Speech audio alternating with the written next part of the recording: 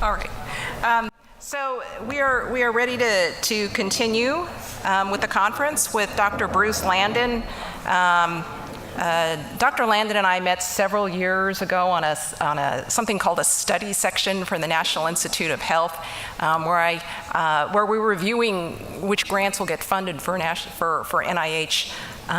For all the different branches of NIH having to do with health services research. And there I gained a great respect for Dr. Landon because he really does know so much about many different types of healthcare. So his specialty, I guess, is internal medicine, but if you actually look at Google Scholar and see the number of different areas he's published on, he publishes on things, some of the things have to do with delivery of healthcare from a physician's perspective, but a lot of things are written at the level that an economist, PhD economist, would write them at. So he has terrific experience in that area.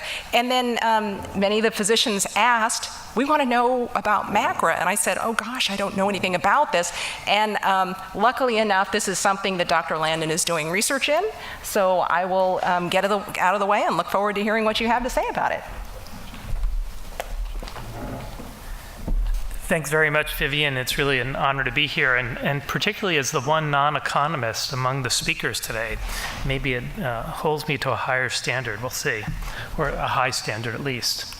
So here's what I'd like to do today, and I will just make the disclosure up front that we are essentially entering an evidence-free zone. MACRA is just starting to get implemented right now. There's been very little research on it. We don't know that much about it. So I'm seeing my role here as much more education and translation so that we can at least have an informed discussion about MACRA moving forward. So first, I want to just start off making the brief case about why we needed to reform payment and why MACRA came to be. Second, I'm going to give you some of the details of MACRA, and I apologize because some of these are mind-numbingly dull, but I think nonetheless important to understand. We'll then talk about the one part of data in my talk, which is I'm going to show you some national data on readiness for entering the MIPS part of MACRA. And again, hopefully you'll understand what that is in a couple of minutes. And then I've got a few slides where I'm going to speak about looming challenges to close my talk. So I hesitated to put this slide as my first slide because, showing a slide on healthcare costs to a bunch of economists is like bringing coal to Newcastle. But luckily, I heard not everyone's an economist. But I really put this here just for table setting because we really have to keep in mind what the major motivation for payment reform and things like MACRA are. And it really is encapsulated in slides like this that show the growth in healthcare spending. We all know that we spend about a fifth of our economy, our GDP, on healthcare services. And this is particularly problematic really for two constituencies. The first one is government. We're bankrupting our governments, particularly when you look at state and local governments where more and more of their spending is going to pay for healthcare services and less spending is paying for things like, new roads and police and firemen and new schools and all that sort of stuff. And then when we look at average workers, as Niraj said a couple of minutes ago, if the average take-home pay is around $50,000, it turns out that number hasn't changed in a lot of years. And a lot of that is because instead of getting more take-home pay, we're actually paying more for health insurance. So why does this relate to MACRA? So, of course, it relates to MACRA with respect to payment. So when we think about what are the drivers of increasing costs and spending in healthcare, I think there's pretty much uniform agreement that fee-for-service payment is one of the prime drivers in our system. So fee-for-service has a number of features that are probably not great in terms of controlling healthcare utilization. It's expensive because the incentives are not aligned with value. In other words, if you're a spine surgeon and a patient's coming in, you make a lot more money by doing surgery on them than by not doing surgery, despite the fact that surgery might not actually be all that helpful to a patient. The incentives are biased towards doing more. Again, you don't get paid if you don't do the work. And the incentives are biased toward more expensive services. And then there's really additional challenges that we need to consider as well. So fee-for-service payments only pay for that time. For instance, I'm a primary care physician. It only pays for the time that I'm actually in a room with a patient in front of me where we're talking. So that's the time in a visit. Yet there's so many things that go on outside of visits that if you do a better job on, potentially could increase our ability to improve quality of care and improve the value of care. And having fee-for-service payments really impedes the integration and coordination functions that happen outside the context of actually providing care. It also impedes efforts to improve quality and patient experiences. And I'm barely going to talk about this, but then there's the problems inherent in the fee schedule, which favors procedure-based versus cognitive specialties. It favors new versus older procedures. There's a very convoluted and biased updating process that really leads to many services being vastly overpriced. So when we think about sort of this issue of payment reform, then we can sort of fit it into a continuum. And this is one I took from the government, but it's another version of which I showed before, where we're moving along a continuum that's called going from volume to value on this side. And there's really two aspects that are going on here. So the first one is bringing in more explicit payments for quality. And we saw that happening, since the 2000s when we started seeing physician and hospital contracts that incorporated what was called pay for quality or pay for performance. But then it's really been accelerating as we move over here on this side. We're actually changing the incentives, the underlying financial incentives, to at least provide some incentives for physicians and healthcare organizations to do less, provide less in order to improve value. We're seeing that under advanced payment models like accountable care organizations. I'll talk a little bit more about that. But the ultimate expression of that would be moving to a fully population-based payment where an organization, you can think Kaiser in your head, gets one single check from the government, and then they decide how they want to spend that. And obviously there are strong incentives in that model to control the overall level of healthcare spending. So now I'd like to take you back for a minute to think about what was going on at the time that MACRA was passed. And we can think about what the physician landscape for payment looked like at that time. So one big thing was something called the sustainable growth rate. Has people heard of this thing? A smattering of hands. So the SGR, sustainable growth rate, was something that was implemented after the passage of the Balanced Budget Amendment in 1997. What the SGR and the BBA tried to do was to tie all physician fees to growth in spending on all physician services. So the concept was, here's all spending by physicians. We're going to let that only grow at a certain amount. And we're giving you incentives to physicians to really control that spending, because if you do more, you're going to get paid less. Of course, what they forgot to think about was game theory. So they're giving incentives to 800 or 900,000 physicians across the country who are not going to actually be working together on this. And in fact, the only way to maximize their own incentives is to defect and to do as much as they can, which is sort of what everyone does. And as a result, this was actually a very ineffective way to put sort of incentives on physicians. As a result of that, almost every year since the implementation of the BBA and the SGR, we've had to see almost annual short-term patches to restore potential payment cuts. But then the challenge here was that the cuts were cumulative. So all those patches only lasted for 1 year, and then the next year you might have another cut, but you'd also have to make up for all the cuts in the past. And what this ended up sort of resulting in 2015, around the time that MACRA was passed, we were looking at a 21% cut in physician fees that was going to happen in January of 2016, that was going to happen for Medicare payments unless something happened to it. The second thing that we can consider was that Medicare and CMS over this time period had put in place a whole bunch of kind of individual incentive payment programs that were also aimed at physicians, also aligned in some ways with improving the value of care by either rewarding quality or rewarding the efficient use of services. But these were complicated because they were a number of completely distinct programs. So we had the PQRS quality reporting program in 2015. This was for all physicians and other clinicians in Medicare. They might have been subjected to as much as a 2% decrease in their fees if they weren't performing well. There was the EHR incentive program that came out of the early Obama administration, where at this time, at the beginning of the EHR incentives, we actually saw big increases in payments that went out to physicians to encourage them to put in electronic health records and the like. But by the end period here, the only thing that was going going on was you were subject to a penalty if you didn't have an appropriate electronic health record. And then there was something called the value-based payment modifier, which there's no physician that actually understands what was happening here. This is something where they were taking the PQS measures and comparing it to some measure of efficiency, implemented variably depending on the size of the physician group. So a very complicated sort of set of programs in addition to this overarching problem with the SGR. So this led to the passage of the Medicare Access and CHIP Reauthorization Act of 2015, or MACRA. So MACRA had a number of very important components. One of them was to finally repeal the SGR and to fix that.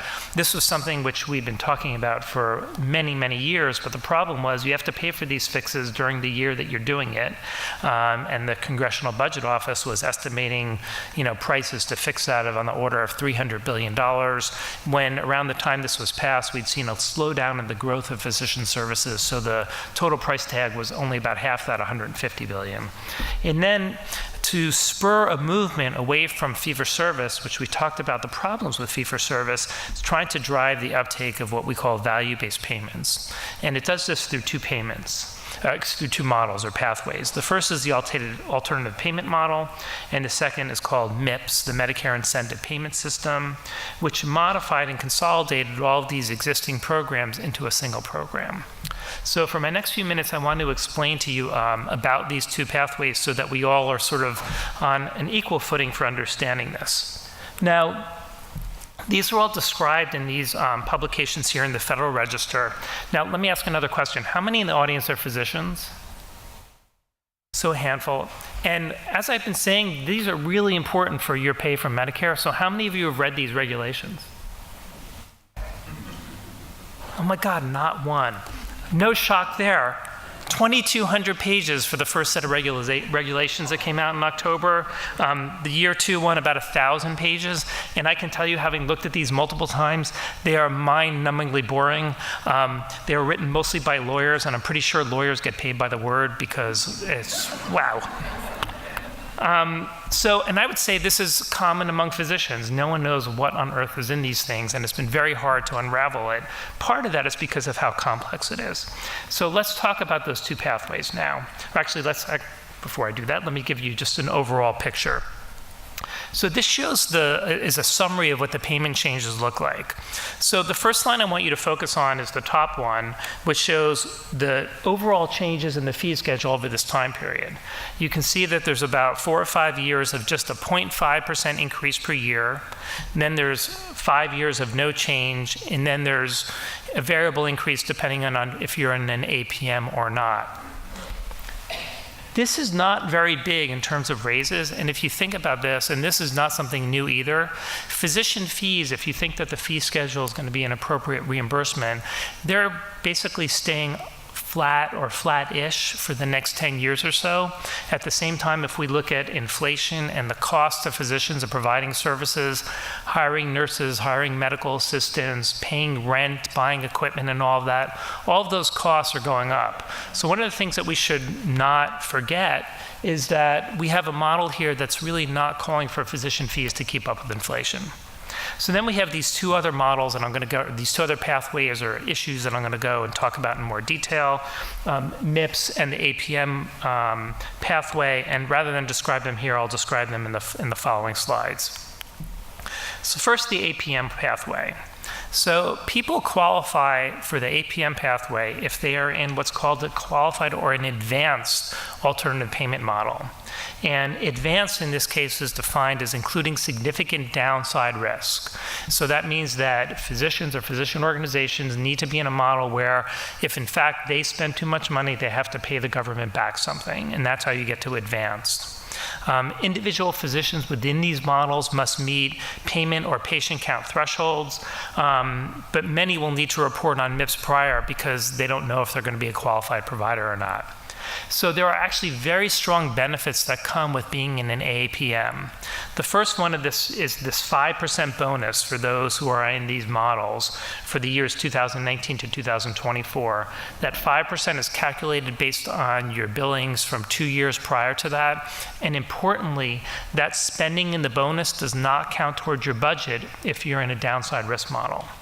Then after 2026, they get a slightly higher increase or bump in the fee schedule, 0.75%.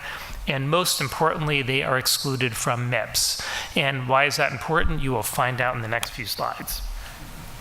First, let me tell you what the current advanced APMs are, though. So in 2017, this is a list of them. So it includes the ESRD models, the CPC, Comprehensive Primary Care Plus model from the CMMI. And then there's a Medicare Shared Savings Program, ACO program, Tracks 2 and Track 3.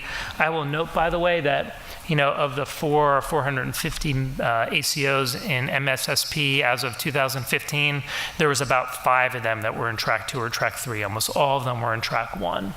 Then we have the next generation ACO model from CMMI and the oncology care model, which is right now including about 1/5 of oncologists throughout the country. And then we're going to see some more things coming on track next year, including the new Track 1 Plus for the MSSP model, and a few other things like the comprehensive joint replacement model that Secretary Price had tried to kind of water down and delay. So now let's talk about MIPS, and this is sort of really, I think, where the rubber hits the road. So again, if you're a physician who's not in an advanced APM, you're going to be subject to MIPS. So under MIPS, the fee schedule is not going to change at all for that 5-year period, but increasingly, starting in 2009 and going up to 2022, they're going to be subject to penalties or bonuses that's based on their performance as measured through this MIPS program. Starts out at plus or minus 4%, increasing to plus or minus 9%. And these are going to be adjustments to the Medicare Part B payments. Now, there's some additional important things to understand about this. So first of all, the payments begin in 2019, but it turns out that the measurement year already began. We're 3/4 of the way through it. So 2017 is what we're measuring to be determined payments in 2019. So this is something physicians who are practicing need to be thinking about right now. The other thing we need to understand is that those upside bonuses are actually funded by the physicians who are paying penalties. So this is what we call a zero-sum game. So at the end, Medicare is going to be paying the exact same amount. They're just going to be redistributing it, and there's going to be winners and losers. It turns out that the base bonus cannot exceed 300% of the maximum penalty. And this is important because this plus or minus 4, the plus side can actually go up as high as plus 12. And out here in the out years, the plus side can go up as high as plus 27%, depending on what the distribution of physicians are in their performance. In addition to that, there's an exceptional performance bonus, which is being funded at about $500 million per year. So you can actually see another 10% added on to the maximum bonus. So in 2019, the maximum theoretically is 12%. That's 3 times the 4% we see in baseline MIPS, plus 10% from the exceptional performance bonus, 22%, which is actually a fair amount of money. So we have very savvy organizations that are trying to think, should I settle for the 5% bonus for going into an advanced alternative payment model, or might I do better if I can perform better on MIPS? So that's something that some places are thinking about. So because of its complexity, there's been a bunch of exclusions that the government has adopted in terms of rolling out MIPS, which are allowing us to delay somewhat what's going on. So the first set of exclusions, which I'm calling year 1 here, excludes physicians in their first year of practice in Medicare, so they just get the regular fee service schedule. Those who are billing less than $30,000 annually, or those who are treating less than 100 beneficiaries. Turns out I meet both of those things, so I would be excluded, although we measure at a TIN level, and I'm in an AAPM, so I would get excluded anyway. So it turns out that in year 1, there were over 800,000 clinicians who were excluded from MIPS, and about 400,000 who had to be participating. Now, for anything who knows anything about physicians, it turns out there are only 800,000 physicians in the whole country. So the point that I'll make here is that this is actually for all clinicians who are participating in Medicare, and there are many clinicians other than physicians. So this is going to include nurse practitioners and physician's assistants and therapists, mental health counselors, physical therapists, and the like, so lots of them. And in fact, I tried to find data on how many physicians were being excluded. I could not even find it. Still though, 400,000 people affected in the first year. They backed off even further for the second year. They're now increasing the low volume thresholds to 200 beneficiaries or greater than $90,000 in billings. In year 2, we see now that 900,000 clinicians are excluded. Now that doesn't seem like it's that different from 800,000. What's 100,000 between friends? But it turns out it's actually a higher proportion because in year 2, there's going to be more physicians in general who get to qualify through the advanced alternative payment model pathway. So let's talk about MIPS and why this is such a scary thing, I think, for physicians. So MIPS is taking those prior programs and it's creating 4 performance categories over which they're going to measure performance and give each physician a score.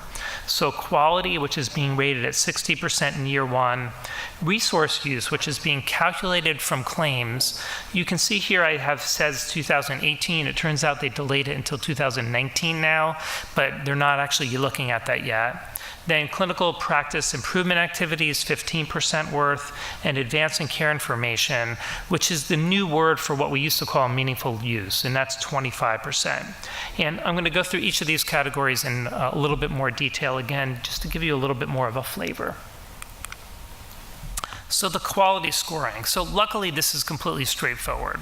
So there's about 270 or 280 measures that you can pick from. If you submit 6 of them, and then they might do 3 additional population measures from claims like preventable admissions and readmissions and the like. So for each of those measures that you submit, you're going to get scored according to deciles of performance. You can get between 3 and 10 points, 3 if you're pretty lousy, 10 if you're really good. Of course, you'll have no idea where you sort of come out in that scoring until 2 years after you provided the care. There are things like minimum case volumes to qualify, 20. Of course, that's not enough patients to have a reliable measure, and you have to report on at least 50% of your patients that qualify for a measure. There's up to 60 to 120 points that are available, and then again, that's going to be weighted at 60% in years 1 and 2. So pretty clear, right? Yeah. So the second activity area is clinical performance improvement. So just to give you examples of what this entails, these are things like, using an electronic health record to do population health management, expanding your office hours, expanding your availability by telephone, putting in some sort of quality improvement activity. So these are actually scored purely by attestation. So what does that mean? It means that once the physician figures out how to report this, they just say, yes, I'm doing that, and that's it. Of course, they are subject to audit, but I don't think they figured out how they're going to audit yet. There are 10 points per medium and 20 points per highly weighted activity. You actually get full credit for this if you're in an NCQA certified patient-centered medical home, or if you're in an advanced payment model, an alternative payment model that's not an advanced alternative payment model, where you're still subject to MIPS. Small groups, rural groups, and those in health profession shortage areas, they only need 2 of the activities. Maximum here, 60 points. And then finally, we have the ACI, Advancing Care Information. Again, this is replacing what used to be called meaningful use. So there's 50 points that are available for 4 required measures. Again, this is done by attestation. There's up to another 90 points, up to 10 points for 9 additional measures that actually are measured using a numerator and denominator, which is kind of odd when you're talking about things like an electronic health record capability. And then there's some bonus points that are available. The total points are capped at 100. So luckily, they make it very easy to report. There's, just 1 or 2 things you have to know about how to report these measures. So these are all the various pathways that you can report quality, cost, advancing care information improvement, whether you're doing it as part of a group or an individual. There's qualified registries, there's TINs, there's the GPRO system, there's a whole bunch of different things. So again, pretty complicated. So one of the things that they did, which I think is really a positive, is that after this was passed, it was recognized that this was going to be a big challenge for many practicing physicians. And as a result, they put into place what I sort of think of as a runway. And the runway started out only related to 2017 measurement year, what's going to be paid for in 2 years. There's a year 2 of the runway. So it turns out if you don't participate at all, you're going to be subject to all the penalties. You will get a -4% penalty. But in order to avoid getting a penalty, you can actually just submit very minimum data. I'm going to show you what that entails. And you won't get any upside, but you won't get any downside. So that's actually not so bad. If you submit a little bit more than the minimum, you might qualify for a little bit of an upside penalty, bonus. And of course, if you do full submission, that you can get fully participate, and you might be eligible to get up to the 4% in 2019. So as I said, they also brought in now a year 2 part of the runway. So let me go over what these mean practically. So year 1, meeting the year 1 requirements, again, if you're just looking to not get a penalty, were actually pretty easy. All you needed were 3 points. So if you remember back, I talked about how many points you can get from quality, 60 percentage points. You can submit up to 6 measures. If you are terrible, you get 3 points for a measure. So there you get your 3 points. So submit your performance on 1 quality measure, and you can even do it just like over only, a small number of patients or a month of patients or whatever. To get a bonus, to get exceptional performance though, you have to do pretty well.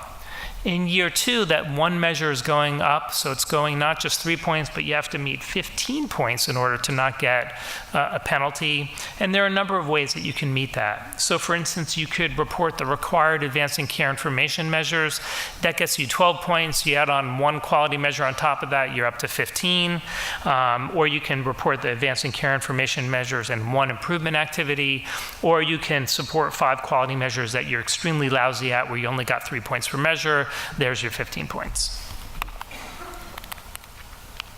So now I'm going to sort of show you the one part with data. So I think I've just shown you that this is a very complicated program, lots of issues related to that. And there's been some data suggesting that there might be some problems as we move to implementation. So this is from a survey that the Deloitte Center for Health Solutions did in 2016. Mind you, remember, 2016 is right before we had to start the measurement year in 2017. So 50% of physicians were completely unfamiliar with MACRA, and 32% of them, add that together, that's 82%, they recognized it, they kind of heard of it, but they were not at all familiar with the requirements. And to us, and I think to others, this really sets off some red flags in our heads. So again, this is the one part I'm going to share a little bit of data with you. Like Niraj, I'm not going to show you a lot of methods, but just suffice it to say, we drew these data from the National Ambulatory Medical Care Survey, and it turns out that they added a very detailed practice survey starting in 2012, and we looked at those data up through 2014. And what's nice about it is it spans the practice of medicine, including primary care providers, special medical specialists, as well as surgical specialists. So the question is, how do we measure readiness? So again, we talked about these 4 domains of MACRA, or MIPS, I should say. And what we did was we mapped items from the NAMSI survey to these specific measures or domains from MIPS. Now, could we map and cover all of them? Of course not. But it turns out I think we covered like a fairly good representative mix of things. And I'm going to show you that in a little bit more detail. Please don't get upset with me for the next 2 or 3 slides, and I promise you I won't go through every line. So let me just focus you up here first. So first we have the quality domain. So there are like hundreds of quality measures, and obviously the practice survey wasn't going to ask about that. So we instead said, what are the capabilities of practices for reporting quality measures? So that meant, did they have an electronic health record that was capable of sort of calculating population health measurement? And even more importantly, had they actually used that to report data to their states? So those are the 2 things we looked at for quality. For advancing care information, again, the old meaningful use kind of questions. It turns out we covered that category pretty well. We covered almost everything that was required in the baseline and the required measures, which included a security risk analysis, electronic prescribing, patient electronic access, and the ability to exchange information. And we were able to cover a lot of the other domains as well. I think we did a little bit less well in clinical performance practice improvement activities, but the good news is that we had a lot of measures in all of the domains that they looked at, with the exception of emergency preparedness, something you guys are probably well aware of, having just faced your natural disaster. And then we also didn't cover behavioral health and mental health care integration very well. But you can see we had lots of different measures in the area of expanded access, population management, care coordination, and the like. So what do these data show us? First, I'm just going to flash you a couple of slides or a slide on practice characteristics. Just shows that the practices were all distributed across the country. About a third of them were solo practice. They were mostly privately owned or private practices. The majority of them were then owned by physicians. Hospitals or insurers owned some of them. Relatively few of the practices were majority Medicare, more common in surgical specialties. You can imagine that urologists and ophthalmologists are going to spend a lot more time taking care of the elderly than maybe other types of physicians. So here I just show you the various domains. And you can see some numbers up here, for instance, for quality reporting that are pretty high, but these are numbers in the 60 to 80% range, and they're not numbers that are like 100%.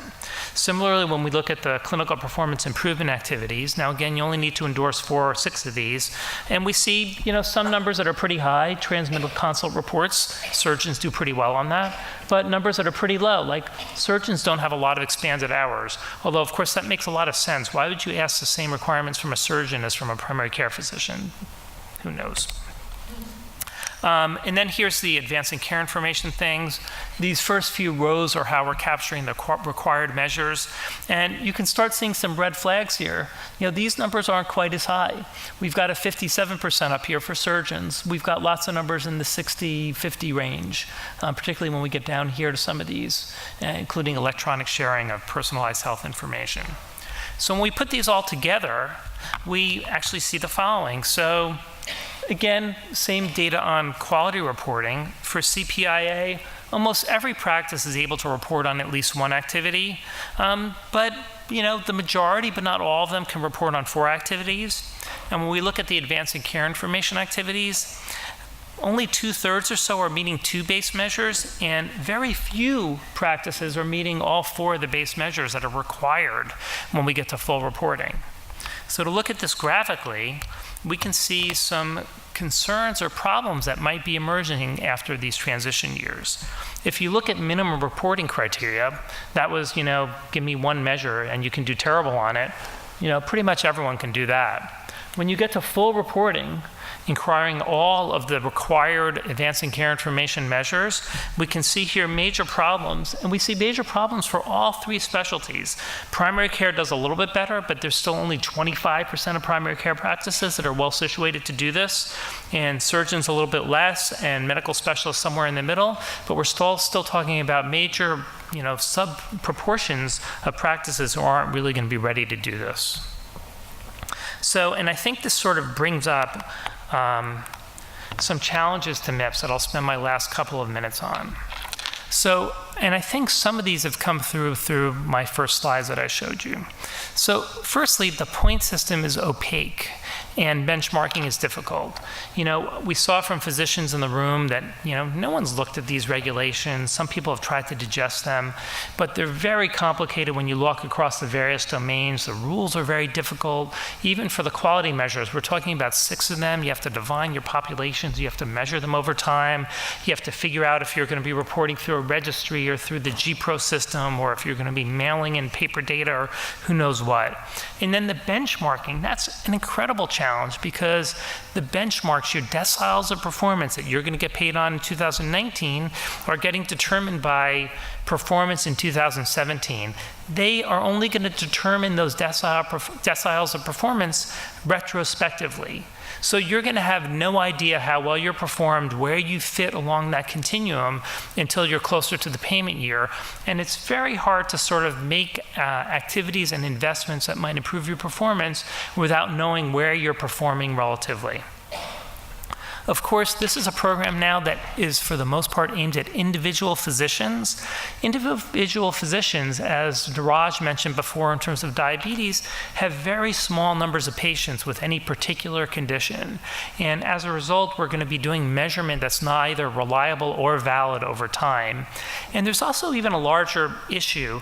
Now, this is addressed to some extent because you're actually allowed to elect into this as either what's called a TIN, which is sort of a practice tax ID number, or an individual. If you elect into this as a TIN, then you're all getting measured together. And frankly, that makes a lot more sense because the things that allow you to do well on these types of quality measurements are investing in systems, investing in EHRs, investing in nurses to help you with population health management, all those sorts of things. It's not saying to the physician, I want you to jump, faster and higher and whatnot. Then, of course, there's the issue that the measures themselves are potential to be non-representative, and we're giving physicians the ability to choose whichever of those measures out of the 271 that they want. Which ones are they going to pick? I am guessing the ones that they're going to do well on to start with. Is that really going to improve things? And we also know from the PQRS example or experience, physician participation in that program was actually pretty poor. It was starting to get improved over the last few years of the program because there were penalties. But in general, if you ask physicians what they thought of PQRS and whether they thought it was having any impact on their practice, the answer would be they thought it was terrible and was having no impact. There's this issue about whether you qualify for the APM pathway or not. They're not going to tell you that until 2019, which is 2 years after you provided the care. I'm a member of an advanced APM. We have an ACO that's a Track 3 MSSP ACO. I assume I'm going to qualify. But my dermatologist colleague down the hall might be treating a lot of patients who don't come from our ACO. And if you're treating more than 80% of your patients from outside of the ACO, you might not qualify. So there's going to be a lot of questions, particularly for physicians that have a big referral business. Again, there's no way of tracking performance on individual measures. There's this old adage, if you can't measure it, you can't improve it. And of course, that's been completely misquoted. But I think when you're talking about internally improving the quality of care within a practice, measurement, however sloppy, is probably a really important thing to help us improve. When you're using these for sort of external, high-stakes kind of things, like MIPS is doing, that's kind of a challenge, I would say. And then there's also this thing related to the exclusions in year 2. So I mentioned that they've now excluded more physicians. It's now clinicians. I don't know how many physicians exactly, but it's now upwards of 900,000 of them. So I remember I mentioned before that there are some really smart organizations that might think, I can really nail it on MIPS, and then I can get like 27% more or 22% more in year 1, and even more than that in out years. It turns out if you have fewer physicians participating in MIPS, the chance to get a really big bonus or a big upside is going to be very diminished because you're going to have fewer low performers. And everyone thought these people that are getting excluded, they're small practices, they don't see a lot of Medicare patients, they're not going to care that much, they're going to be your low performers. So that upside opportunity might actually be diminished. And then, of course, there's some larger questions that come up. This is a paradigm of quality improvement that really relies on having adequate performance measures. And many of us would argue that the performance measures are really inadequate and not representative. And I'm going to show you an example of this on the next slide. But we all know that, we measure we count what we can count, and what we can't count doesn't get counted. We can measure pretty well how many eligible women are getting a mammogram. Believe it or not that hard to figure out as a physician. I'm pretty sure my, daughter, when she was in kindergarten, probably could have mastered that one. But we have no way to measure diagnostic accuracy. What's, the go-to doctor who can pick out the obscure diagnosis and do that in an efficient way? We also don't know, even after 20 years of the quality movement, whether quality in one area is predictive of quality in another. In other words, if you invest resources to improve your mammogram rates and your diabetes treatment rates, does that spill over and lead to positive improvements in blood pressure treatment or other things? Or does it actually detract our attention from other things that might be really important? What happens to the quality in these unmeasured areas? And then, of course, we need to think about unintended consequences. For instance, practices that care for a lot of disadvantaged populations. That can be substantial challenge. We see in lots of programs that those practices or those patients, it's harder to actually do well on them because in general it's harder to get them to come to the doctor's office. And these are things that, here's what I wanted to show you. So an example of what I would call non-representative measures. So I'm showing you here the MIPS measures for vascular surgery.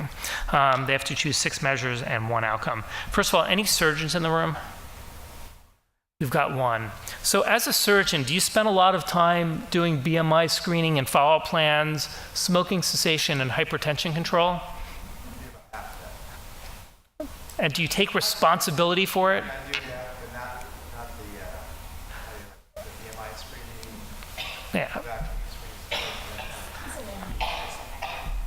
Okay, so he's an academic surgeon. Maybe that doesn't count. So I can tell you, most vascular surgeons, this is not what they're about. This is what I do as a primary care doctor. That's my job, not their job. Their job is to do surgery and whatnot. Yet these are the measures that they're choosing from. Now, they have a bunch of outcomes measures, which are better. Surgical site infection rates, that's something we can measure. I guess that's okay. And then a lot of outcome measures after things like EVAR, which is endovascular repair of aneurysms, or CEA's carotid endarterectomy. Those are good and they're meaningful, but these are being measured with claims, so we don't know the risk level of the patients that are there. And surgeons hate being measured on their outcomes when you're inadequately controlling for the risk of the patient population. So these are things, I showed this to vascular surgeons and they're all horrified. So, and there are others that have talked about this. Bob Berenson is a Washingtonian, former HCFA and CMS administrator, who's written this, Grading a Physician's Value, the Misapplication of Performance Measurement. One of the things that Bob really strongly argues, and then actually in Bob Wachter argues here also, is encapsulated in this sentence I have below. Whatever we do, we have to ask our clinicians and teachers whether measurement is working and truly listen when they tell us it isn't. Today, this is precisely what they're saying. And one of the big concerns is, as professionals, physicians really, it's incumbent upon us to improve quality, to deliver the best care we can do to our patients. When we're getting measured on these middling things, it's said that sort of extrinsic measurement might crowd out our intrinsic motivations. So if you get used to only doing things that you're paid for, maybe the things that you're not paid for, you're going to be less excited to do. So to summarize, so MIPS is here. We're in the first reporting year. And that's actually kind of a scary thing. The transition year requirements are doable, and I think the next year transition years are doable, but full reporting will be a challenge. And I think there are many that are recognizing some of these challenges. For instance, the Medicare Payment Assessment Commission, or MedPAC, in their last meeting, they recommended the repeal of MIPS because of some of the challenges that hopefully I've shared with you. The relevance to specialists is very unclear, but they're still required to participate. And hopefully I've shown you that there's really a potential for very significant financial impacts, which might drive more physicians into advanced APM arrangements. Now, I'm one of the people that actually thinks having more physicians under advanced alternative payment models is a good thing, but I'm not sure that this is a very good policy for getting people there by putting everyone else in what looks like a terrible program. So with that, I will stop, and I'm happy to take any questions.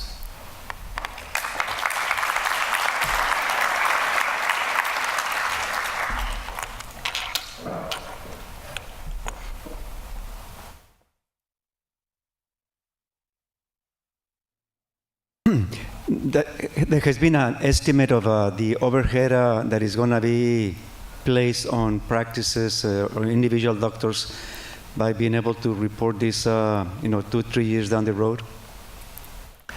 Are you asking me, have there been estimates? Yeah. So, not terrific estimates. The best paper that I can point you to was published by Larry Castellino a couple of years ago in Health Affairs. And they did what I would call relatively back of the envelope type of calculations. And they were looking at the cost of meeting, at that time, current quality reporting metrics, and which didn't really even anticipate MACRA. And the number at that time was $150 billion across the country. So I think it's only going to get more. And of course, the good news is that physician fees are otherwise relatively flat. So we've got lots of extra money to pay for it. So what do you think is the probability of, once we move into this and there are low-performing physicians that are just over the threshold with the numbers of Medicaid patients they have, to say, I'm just going to reduce down to that bare minimum to where I fall under that threshold and not see, I'll just reduce down my Medicaid population that I see and then make access more difficult? Yeah, so again, Medicare, not Medicaid. And do I think there's a chance that physicians will try to game around those boundaries? It's possible, but I think relatively, relatively few physicians are going to be right close to the boundary where they can actually make that difference and do it in an effective way. I think the more likely, outcome as physicians are seeing sort of how horrendous this is to accelerate the movement to advance alternative payment models. Which may be a good thing, maybe not. I think there's going to be a lot of physicians who are going to wake up, with shock in 2019 when these penalties hit. So I completely agree with you with everything you said about how confusing macro is and how complex and complicated it is, and we don't know what really is what's required of us. But the other side of the coin, I think it's been kind of a good thing, because it's kind of really compelled organizations and physicians to kind of start doing some introspection and looking at their organizations and changing the culture, and things like quality control, patient safety, patient experience were really an afterthought in some institutions, but now are becoming like front and center initiatives for a lot of these organizations. So, I think the method that we're going through is complex and it's very confusing, but at the same time, it is on the positive side leading to some changes culturally within healthcare that I think will have positive impacts. Yeah, so I would say that the comment you just made really applies to the longer arc of incorporating quality payment and quality measurement into physician practice. And I completely agree with you, although there are still the issues related to representativeness and the burden we're putting on people and all that sort of stuff. Where I really worry about things like MIPS there are still, in a lot of parts of the country, a lot of physicians who are not yet affiliated with a large group or a large organization that's capital intensive and that can do these sorts of things. And there's two potential outcomes for those sorts of independent physicians. And again, I showed you, at least back in 2014, there were still about a third of physicians who were in small practice settings. So those physicians are either going to take it on the chin, or it's going to force them to consolidate. And whether consolidation is a good thing or not is an open question, but I would say that most of my economist colleagues sitting over here would probably argue that from a market power perspective and a functioning market perspective, having everybody consolidate into larger and more powerful groups is probably not necessarily the best thing. And certainly we've seen an acceleration of consolidation of physicians with hospitals and other organizations over the last number of years, even related to things that happened before MACRA and MIPS, like the Affordable Care Act and accountable care organizations and some of these other things. But I think many people guess that MACRA will accelerate this trend, but we'll have to see. My recollection was that, whoa, the speaker's right there is driving me crazy. That this MACRA passed with strong support from the medical community because they wanted to get SGR out of the way as quickly as possible. So that's my first question, is that right? And then the second thing that I've heard many people say is that MIPS are so awful that we're actually trying to drive people faster to the APM models, and that was really the intent all along. So yes, you're correct. I think the physician community, the organized medicine, strongly back this because of how terrible the SGR was and some of these other issues. And not only was there backing among physicians, but this was actually also very strongly bipartisan legislation.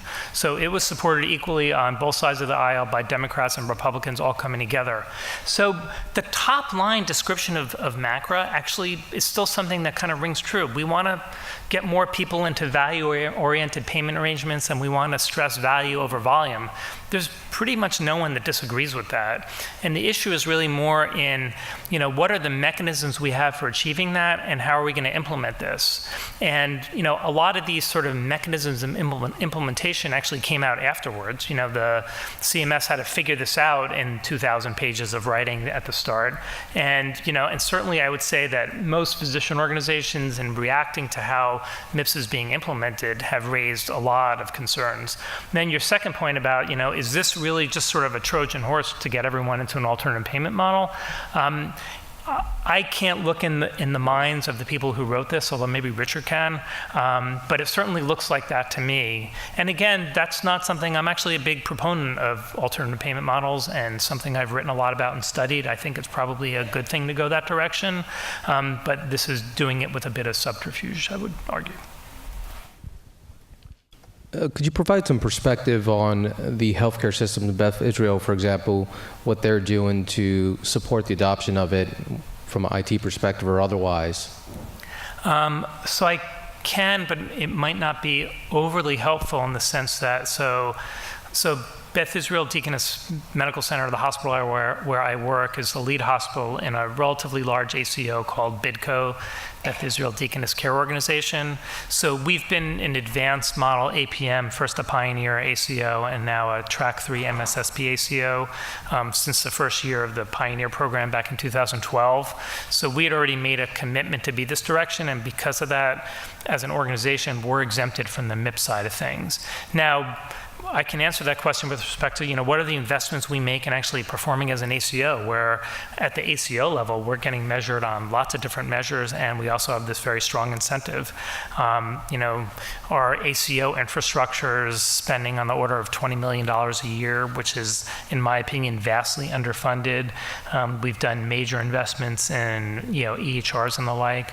Our biggest competitor across the street, which is like the strong provider system in our market called Partners, just made $1.5 billion investment in Epic, and most of us would argue that was to support their performance as an ACO and an integrated care delivery system.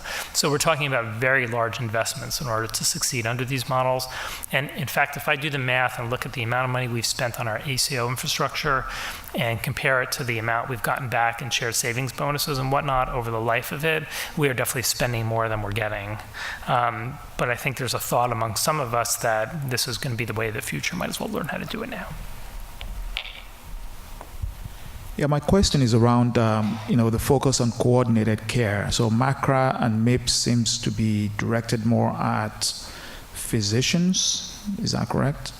And clinicians, which is really a subset of the stakeholders in the healthcare continuum. Are there similar initiatives or programs going on that maybe, are directed at the provider systems, other stakeholders in the ecosystem, so that the continuum or the continuity of what you do is not done in isolation, but we're doing everything in a consistent manner such that healthcare delivery is better coordinated rather than fixing one at the clinician level and then having to repeat several other steps. So are you aware of any other macro-like or MIPS-like events going on?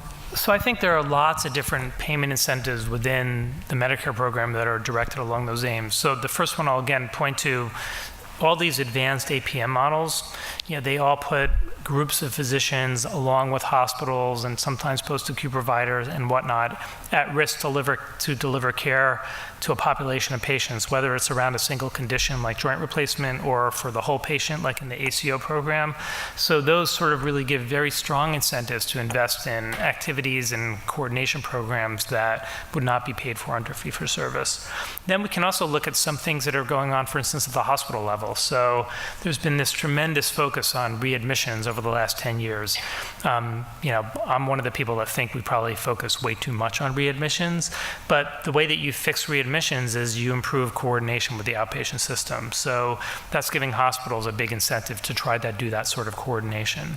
Any kind of bundle payment program where, like for instance, the way to save money and when you're bundling hips and knees is you use post-acute care more efficiently. So that calls for a lot of coordination between nursing homes, home health agencies, and hospitals and physicians. So I think there are lots of different programs that are trying to achieve these aims, with, I would say, the ACO program being the one that really brings them together and really gives a single incentive to a whole delivery system.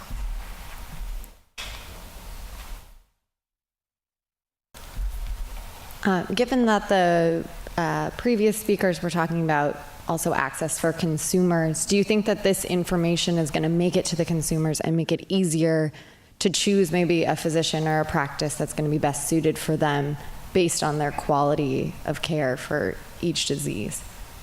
So I can give you a short answer and a long answer. The short answer is no. and the long answer is, we've actually had lots of examples where there's public reporting programs, some looking at very discrete outcomes, and it looks like they actually don't move patient choice all that much. One of the examples I like to tell is so we've had public reporting physician groups in Massachusetts for a long time, and I look at our reporting for Tufts Health Plan and whatnot, and it'll show me like a mammogram rate and a pap smear rate and a colonoscopy rate and a diabetes screening or treatment rates, and I click down the list. I'm like, doesn't apply to me, doesn't apply to me, doesn't apply to me, doesn't apply to me, and maybe I don't care. And so there's a lot of that going on, and I think most patients don't even know where to look for it. And we even have research, some of it's dating back 15 or 20 years ago, on things that actually make a difference, like mortality after heart surgery. People don't even use that. So I think that mechanism has been sort of not all that effective. I think the mechanism has been much more effective when you look at the other side of that, which is that, physicians don't like to be on the bottom of the list. We all try to get good grades and do well in medical school and take good care of our patients, and it's been very strongly motivating for a lot of organizations internally because they want to do well. So I think that's more where the benefit comes for patients. I'm just the economist. So maybe this is a difficult question. So if you were in charge of MACRA or doing value-based payment and you were not going to write 1,000 pages, what would you do? Like, what's a sensible way to do this? I'm with MedPAC. So I am actually not a big fan of these add-ons to fee-for-service that existed before 2015 or are now being encapsulated in the MIPS program. I think they're misdirected. I think they're going to end up costing a lot of resources in a system where we can do better. So, on the other hand, though, I'm actually in favor of moving our payment incentives around in general to bundles, whether it be whole patient bundles or discrete bundles. So giving incentives to move in that direction and figuring out how to make those programs work better is the direction I would go. Impact of all this on the general cost of healthcare, is it bending the cost curve? So we have some data that APMs are bending ever so slightly the cost curve.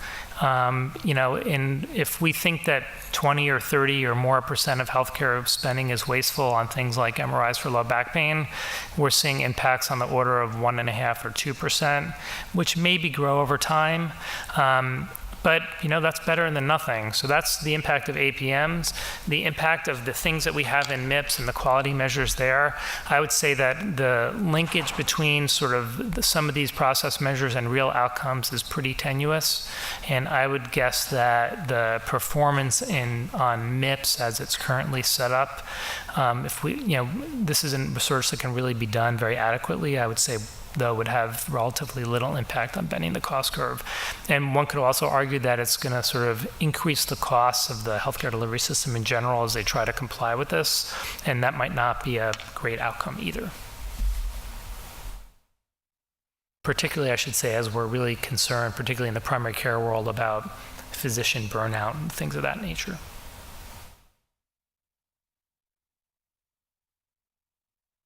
All right, well, I think then that looks good. Excellent, thank you.